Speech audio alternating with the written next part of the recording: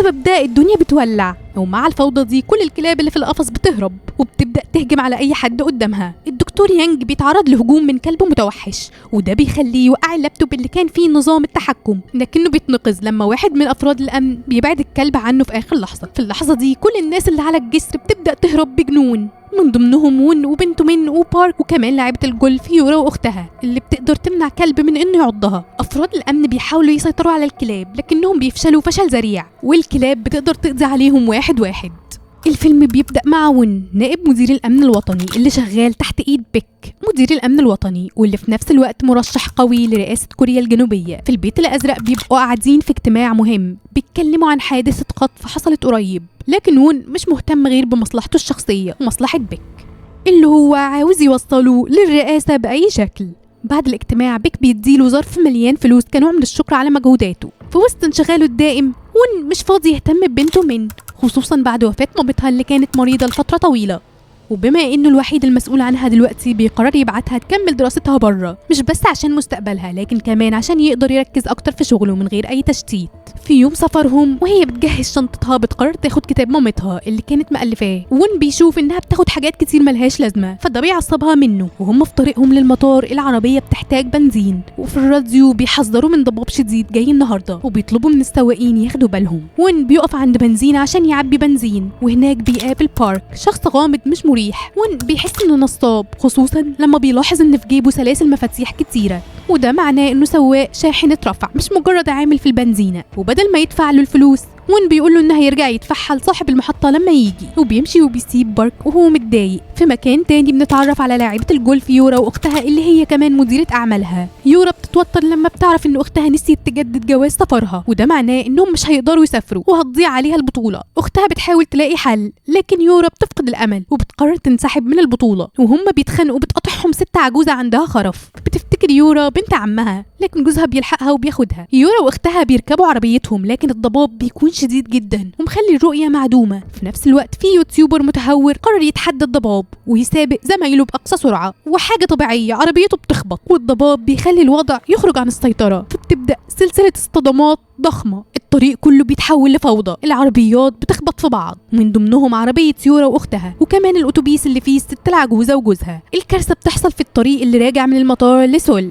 في الناحية التانية وون وبنته من مكملين في طريقهم للمطار، لكن في الطريق من بتلاحظ شاحنة ضخمة مليانة كلاب وبيبقى شكلها غريب جدا كأنها متجهة لمكان معين. ورا الشاحنة في عربية تانية بتمشي بحذر وبيكون فيها دكتور يانج الباحث اللي باين عليه القلق، ومعاه افراد امن بيحرسوا الشاحنه وكلهم بيبقوا متجهين لمختبر انشون. في الوقت ده في محطه البنزين صاحب المحطه بيزعق لبارك عشان ساب الزبون يمشي من غير ما يدفع ثمن البنزين، لكن وسط الخناقه بيسمعوا عن الحادثه الضخمه اللي حصلت في الطريق السريع، وبارك بيشوفها فرصه لانه متاكد ان وون اللي ما دفعش الفلوس اكيد محبوس وسط الحادثه، فبياخد عربيته وبيتحرك بسرعه ناحيه مكان الحادث عشان ياخد فلوسه. في الناحيه الثانيه وون وبنته من اخيرا بيوصلوا لمكان الحادثه، بيشوفوا الفوضى اللي هناك قدامهم بالظبط عربيه الدكتور يانج، لكنها فجاه بتتعرض لحادثه، وده بيحصل لما عجله العربيه بتمسك في حاجه في الطريق وبتتخلع، وده بيخليها تتقلب على الطريق وتطير وتخبط في عربيه وون، فالعربيه بتقف فجاه. وقبل ما يلحقوا يستوعبوا اي حاجه الشاحنه اللي كانت بتنقل الكلاب بتخبط في شاحنه كبيره تانية. وون بيفهم ان الوضع كارثي فبيتصل على طول بمدير الامن بيك وبيقول له عن الحادث الضخم اللي حصل على الطريق. وون مش بيهمه حياه الناس قد ما هو خايف من الاعلام، فبيقول له يتصرف بسرعه لحسن الناس تنتقد استجابه الحكومه البطيئه وده ياثر على الانتخابات بتاعتهم. من بتلاحظ ان باباها واقف بيتكلم في التليفون بدل ما يساعد الناس، بتبقى غضبانه لانه مش مهتم غير بالسياسه وبتحاول تنزل تساعد المصابين، لكن وون بيمنحها وبينزل هو بنفسه. وون بيلاقي الدكتور يانج ومعاه فردين الامن اللي بيروحوا ناحيه الشاحنه اللي كانت بتنقل الكلاب عشان يتاكدوا ان الشاحنه بخير،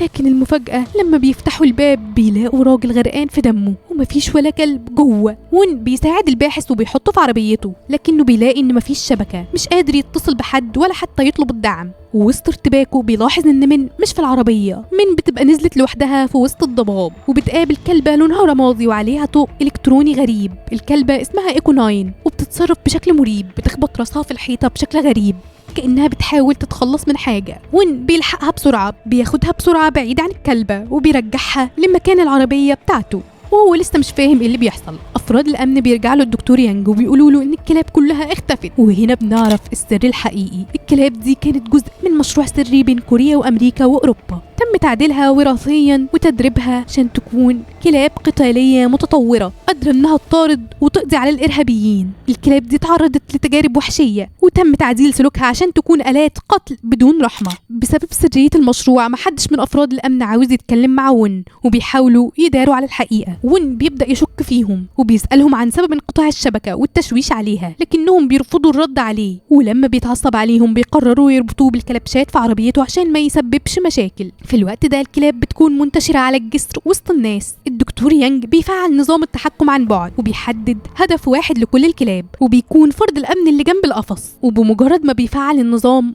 الكلاب كلها بتتحرك في لحظة واحدة وبتنقض على فرد الأمن، لكنه بيقدر يسيطر عليهم في الآخر وبيدخلهم القفص تاني، ما عدا كلب واحد بس، إيكو 9، الكلبة اللي شافتها من قدرت تفك طوق التحكم بنفسها. وسط كل الفوضى أخيرا بارك بيوصل مكان الحادث وبيحاول يلاقي ون عشان ياخد فلوسه، وهو هناك بيشوف كلبته بتجري ناحية قفص الكلاب فبيجري وراها.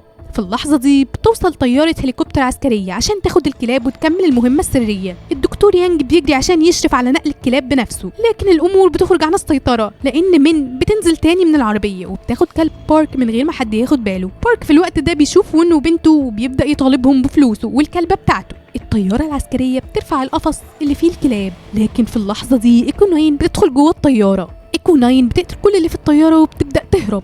وبعد ما إيكو 9 قتلت كل اللي في الطيارة نفسها بتفقد السيطرة وبتتحطم وبتقع على أسلاك الكهرباء الضخمة اللي على الجسر، وبسبب ده الدنيا بتولع. ومع الفوضى دي كل الكلاب اللي في القفص بتهرب وبتبدأ تهجم على أي حد قدامها. الدكتور يانج بيتعرض لهجوم من كلب متوحش، وده بيخليه يوقع اللابتوب اللي كان فيه نظام التحكم، لكنه بيتنقذ لما واحد من أفراد الأمن بيبعد الكلب عنه في آخر لحظة. في اللحظة دي كل الناس اللي على الجسر بتبدأ تهرب بجنون، من ضمنهم ون وبنته من وبارك وكمان لاعبة الجولف يورا واختها اللي بتقدر تمنع كلب من انه يعضها. افراد الامن بيحاولوا يسيطروا على الكلاب لكنهم بيفشلوا فشل ذريع، والكلاب بتقدر تقضي عليهم واحد واحد.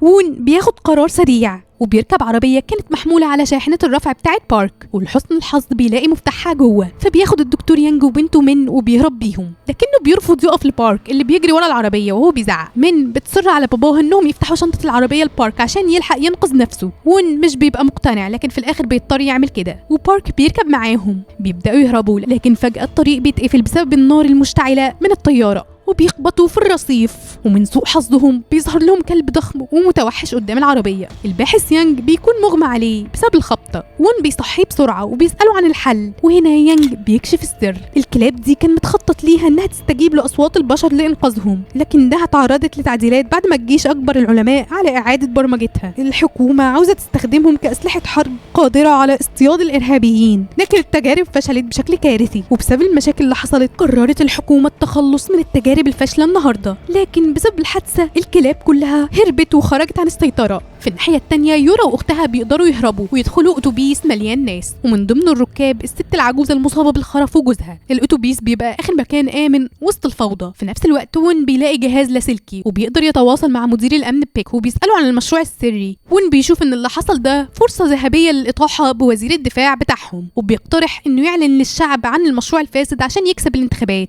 لكن الصدمة بتبقى ان مدير الامن هو اللي وافق على المشروع من البداية. قبل ما يلحق وون انه يفكر بيحصل انفجار قريب منهم بسبب التسرب الغازي، فبيضطروا يهربوا بسرعة قبل ما المكان كله ينفجر. وون وهو بيهرب بيقول لمدير الامن يبعت فرقة انقاذ، ووعده انه مش هيكشف الحقيقة لحد، وهيقول للناس ان اللي حصل سبوا كلاب مسعورة من غير ما يذكر اي حاجة عن المشروع السري. وون والبقية بيتحركوا ناحية الاتوبيس اللي فيه يورا وباقي الناس، وبيقدروا يركبوا فيه بسرعة قبل ما المكان كله يتحول لجحيم من النيران. جوه الاتوبيس وون بيكشف هويته للركاب وبيقول لهم انه شغال في الامن وان في فرقة انقاذ جاية تنقذهم قريب، لكنه بيضطر يكذب عليهم ويقول لهم ان الكلاب دي عندها سعار وعشان كده بيهاجموا البشر. الركاب الاول مش بيصدقوه، لكن مع الفوضى اللي شايفينها في الاخر بيقتنعوا. بارك اللي كان طول الوقت شايف اللي حصل بعينه بيهدد وون انه هيكشف الحقيقة، لكن وون بيقلب الترابيزة عليه وبيقول له انه لو التزم الصمت هياخد مكافأة وطنية قيمتها $100,000. بارك بيضطر يسكت وبيفهم ان القصة دي اكبر منه بكتير. اخيرا فرقة الانقاذ بتوصل للمكان، بيدخلوا الاتوبيس وبيعرفوهم ان الكلاب مش موجودة في المكان وبيطلبوا منهم ينزلوا من الاتوبيس. بيخرجوا كلهم من الاتوبيس مع افراد الامن. الكلاب بتظهر وبتهجم على الناس وبتنقض على رجال الامن وبتقتلهم.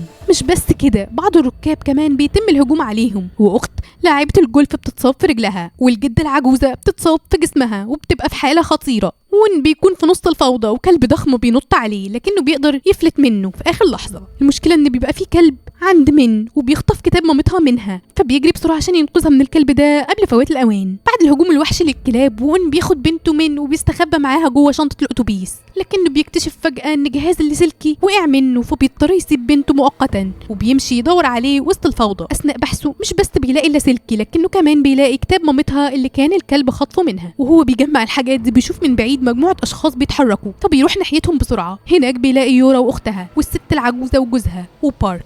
لكن في مفاجأة غير متوقعة، بارك حكى لهم كل حاجة عن المشروع السري، وعرفوا ان الحكومة كانت بتستخدم الكلاب كأسلحة قاتلة. وون اللي كان دايما مهتم بمصلحته الشخصية بس بيحس بالذنب لأول مرة، وبيعتذر لهم وبيوعدهم انه هيخرجهم من المكان بسلام. في الوقت ده مين اللي جوه الاتوبيس بتلاقي الباحث الدكتور يانج مستخبي معاها، وبيقرر انه يحكي لها الحقيقة كاملة. إيكوناين مش مجرد كلبة عادية، دي القائدة الفعلية لكل الكلاب التانيين. كل الكلاب اللي هربت دي نسخ مستنسخة منها، واتخلقوا عشان يكونوا جنود بيتم التحكم بيهم من قبل البشر.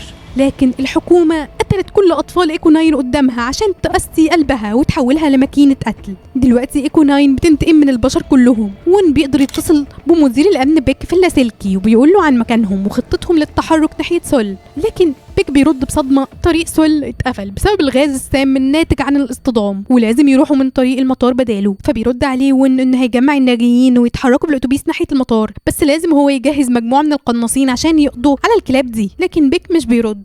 وقتها وون بيعرفوا ان كل اللي معاه عرفوا عن موضوع المشروع السري، وبيك بيفضل برضه ساكت. وون والمجموعة بيوصلوا لمكان الاتوبيس اللي فيه من والدكتور يانج، لكن فجأة مجموعة جديدة من الكلاب المتوحشة بتهاجمهم. من بتحاول تفتح باب الاتوبيس عشان يدخلوا بسرعة، لكن الدكتور يانج بيمنعها وبيقول لها لو فتحت الباب كلنا هنموت.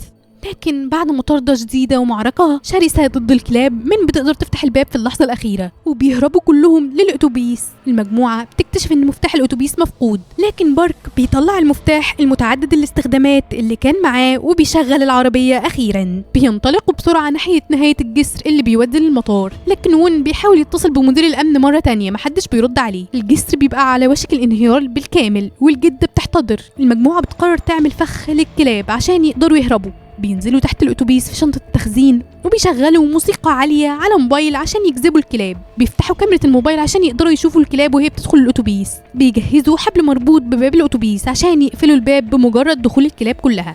الخطة بتنجح والكلاب بتدخل جوه الاتوبيس والباب بيتقفل عليهم، والناس بتخرج بسرعة من باب شنطة العربية. بس الحلو ما بيكملش، الكلاب بتبدأ تخترق باب الشنطة. وون بيبقى لسه جوه وبيحاول يهرب، لكن زوج الست العجوزة بياخد القرار الأصعب. زوج العجوزة بيقرر يضحي بنفسه، بيبص لمراته اللي كانت على وشك الموت بسبب جروحها وبيقرر يبقى معاها للنهاية، وبيقول لوون يهرب بسرعة من الأتوبيس وبيواجه الكلاب كلها لوحده. الكلاب بتنقض عليه هو ومراته وبيموتوا سوا. بعد الخروج من الأتوبيس المجموعة بتكتشف ان مفيش فريق إنقاذ، مفيش جيش، مفيش حد مستنيهم. هنا وون بيستوعب الصدمة الحقيقية، الحكومة تخلت عنهم بالكامل رغم انهم السبب في الكارثة. بيكبحهم عشان الانتخابات وضحى بكل اللي ماتوا عشان يحافظ على منصبه. وون بيبدأ ينهار نفسيا لأول مرة وبيحس بالذنب تجاه كل قراراته القديمة واستهتاره بأرواح البشر طول حياته. بعد ما أدرك وون إن مفيش حد هيجي ينقذهم، قرر يعمل آخر محاولة عشان ينقذ نفسه والناجيين، وقرروا يمشوا من الطريق التاني اللي رايح لسول رغم إنه بيبقى مليان بالغاز السام. لكن هنا بتظهر مشكلة جديدة، المفتاح متعدد الاستخدامات اللي كانوا بيعتمدوا عليه نسيوه في الأتوبيس. وقتها الدكتور يانج بيلاقي اللابتوب بتاعه، وهنا بيبتدوا في تنفيذ الخطة الكبيرة للهروب.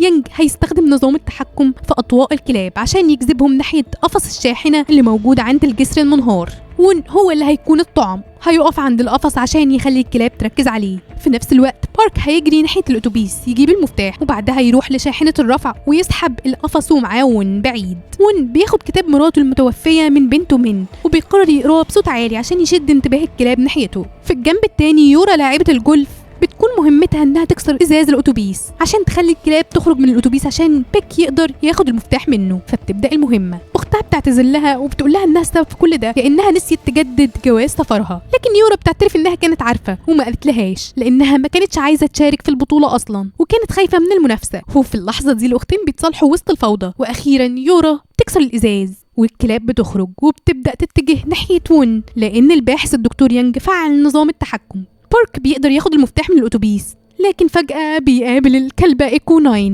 بيبدأ يجري بأقصى سرعته ناحية الشاحنة بتاعته والكلبة بتجري وراه بغضب. في نفس اللحظة دي إيكو 9 بتشوف الباحث يانج وبتهجم عليه، لكنه بيقدر يضربها بقوة وبيبعدها عنه، فبتبدأ تهرب ناحية الجسر اللي فيه القفص المنهار. وقتها وون بيحس إن القفص مش هيستحمل أكتر وهيقع مع الجسر، فلما بيتواصلوا معاه باللاسلكي عشان ينقذوه وون بيطلب منهم يسيبوه يمشوا، لكن بنته مين بترفض تسمع كلامه، بتجري على القفص ومعاها خطاف. وون بيحاول يوقفها لان الكلاب محاوطه المكان كله، لكنها بتصر وبتقدر تحط الخطاف في القفص. بارك بيستخدم الشاحنه بتاعته عشان يسحب القفص ومعاه وون، وبيقدروا يهربوا كلهم قبل ما الجسر ينهار بالكامل. الشاحنه بتسوق باقصى سرعه ناحيه طريق الغاز السام، وهم اخيرا بيقدروا يهربوا من منطقه الخطر وبيوصلوا لبر الامان. اخيرا بيلاقوا قوات الامن مستنيهم عند سول، ومدير الامن بيك بيكون هناك بنفسه، لكن بدل ما يستقبلهم كابطال بيتصرف كأن كل حاجه تحت السيطره وبيحاول يمثل ان الامور كويسه قدام الاعلام.